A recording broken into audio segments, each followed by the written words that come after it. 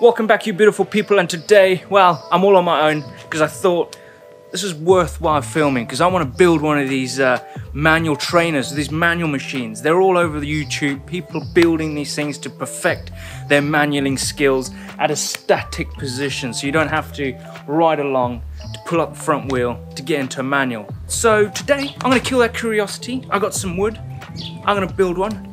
I'm going to show you how you can actually build one of these things so you can do it at home. Before we go any further, you're going to need some essential tools to help you build this machine. First off, you need one of these. Then you need one of these. You're going to have to mark all those measurements, so you need a pencil. Grab yourself a straight edge or one of these right angle ruler things so you can draw a straight line so you can get a straight cut. Talk about cutting, you're going to need one of these. One of these to cut that wood. If you're young, you'll be using one of these, but with parental guidance, you can use one of these. And then to screw it all together, you're going to need some screws. That's it. That's all you need to start off with building this. But wait, I forgot something. Wood. Yes, we can't forget about the wood, so I bought 2 planks of 4x2. This is definitely going to help you build a steady structure. And for the base, I bought a 6x2 because you want to lay your bike on top of this. You want to put your tires are going to be resting on this, so this is going to be your base plate. Let's get cutting.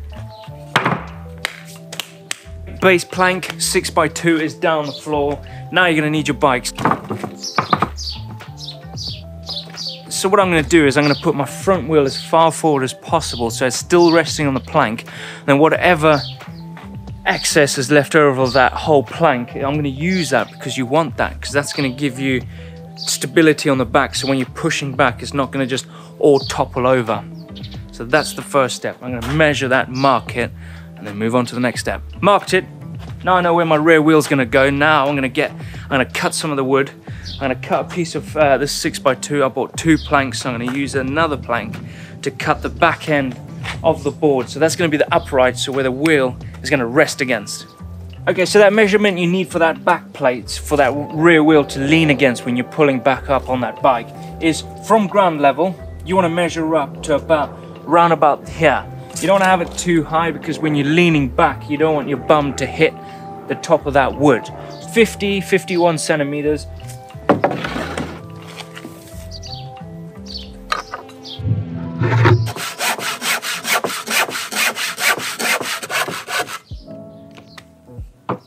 Okay, so that's my back plate. This is where your back wheel is going to be leaning against. So that's perfect. It's a good height. It's not too high, it's not too low, so you don't fall out of it. That's pretty good. Now I'm just going to screw that in and then build the trough for your rear wheel to go into.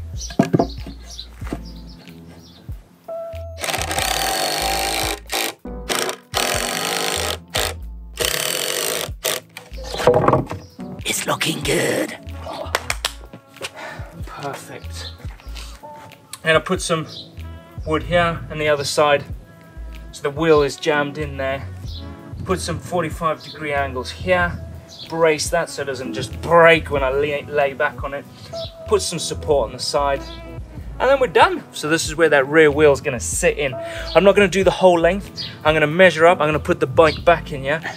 So the bike's in there nice and snug. I'm going to mark it about here. If you've got a 26-inch, you want to do this on a jump bike, then you can. You can do it on a BMX. You can do it with a 29er. Just make sure you measure it so it's not too big or not too small. You want it to be a nice snug fit.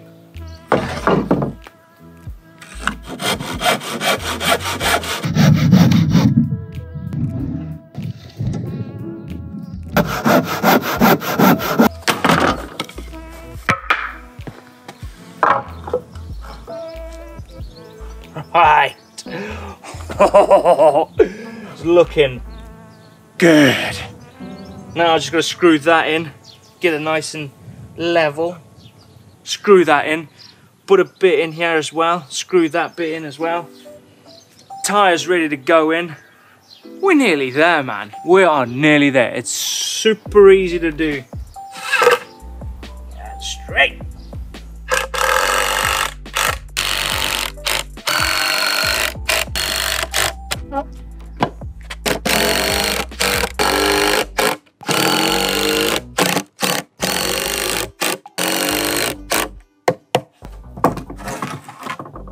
want to put the bike in and see what it looks like.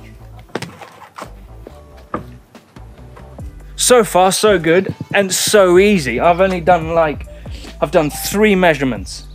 50 centimeters for the back plate, 62 centimeters for the 2 4x2s for the wheel trough, and that's it.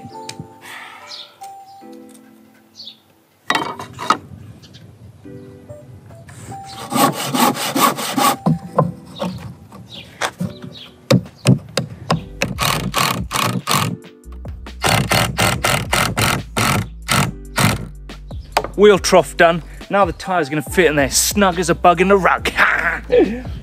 Now the next bit.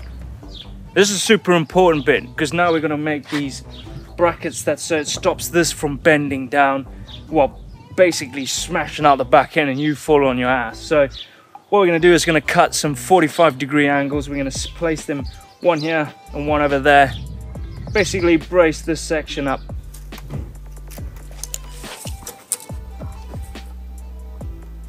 So 38. I'm gonna go 38 centimeters.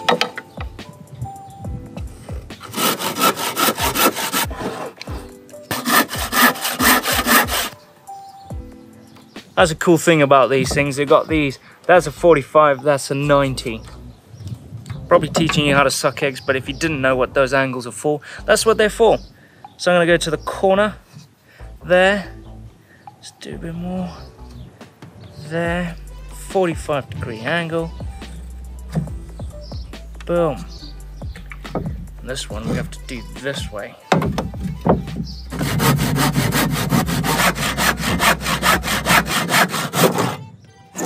Okay, look at that.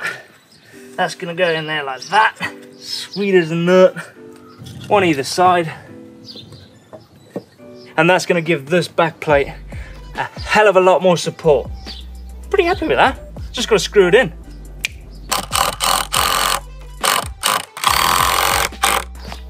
Let's give it a test.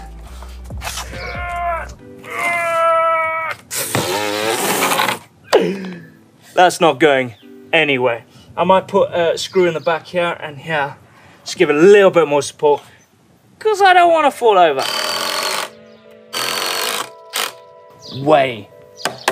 Way stronger, way stronger. Right, let's move on to the wings. Okay, so what I mean by wings is, take a look at this. So your bike's in there, it's all nice and rigid, it's standing up level, but look at this. That's not safe. So what we're gonna do is I'm gonna use the leftover bits of wood that I've got, that I purchased. I'm gonna build some wings on this thing and that's gonna give it a hell of a lot of support.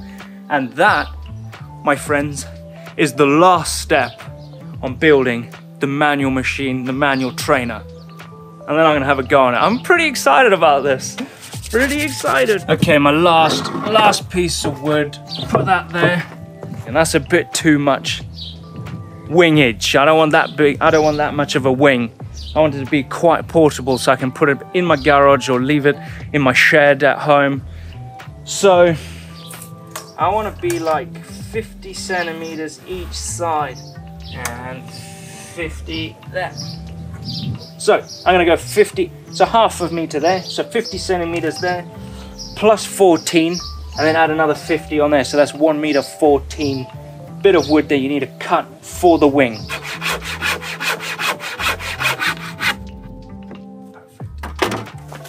Right, the wings.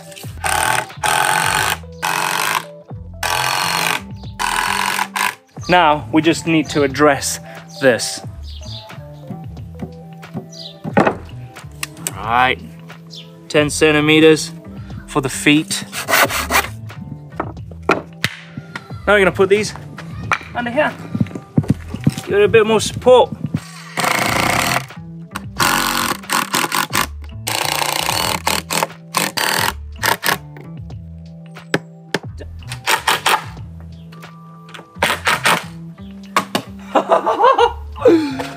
It's finished. That didn't take me long at all. It took me an hour. I'm gonna put down my tools because I'm super curious on how this thing works. It looks amazing. It looks like a good position to wash my bikes, if this thing doesn't work anyway. Right, let's try it. Bit nervous. I'm a bit nervous, not gonna lie. Oh, wow, oh, wow. Oh, look, there's the balance. No, oh my gosh, no brakes. Oh! Wow! No way!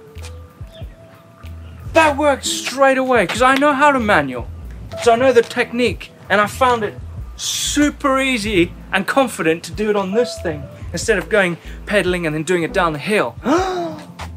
Oh man, this thing works. Now my curiosity is killed.